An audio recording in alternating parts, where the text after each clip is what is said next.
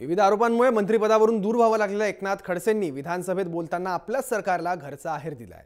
शालेय पोषण आहार साहित्य वितरण घोटाळ्यावर चर्चा सुरू असताना खडसेंनी आपल्या सरकारला खडे बोल सुनावले आहेत। शालेय पोषण आहार साहित्य वितरण व्यवहाराची SIT मार्फत चौकशी करण्याची मुख्यमंत्र्यांकडे शिफारस करू असं शालेय शिक्षण मंत्री विनोद तावडे यांनी सांगितलं। त्यावर खडसेंनी जोरदार आक्षेप घेतला।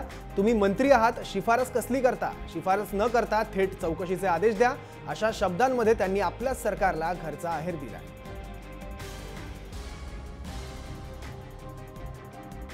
5-10 वर्षापासून या राज्यामध्ये शालेय पोषण आहारामध्ये फार मोठ्या प्रमाणावर प्रचंड अशा स्वरूपाची अनियमितता आणि घोटाळा आहे। आणि यामध्ये एवढे मोठे तफावत जर 100 रुपये किलो मागे तफावत असेल तर राज्य शासनाला काय अडचण आहे त्याच्यामध्ये रिटेंडरिंग काढायला? मोठ्या प्रमाणात कोट्यावधी रुपयाचा अपहार या संदर्भामध्ये आहे।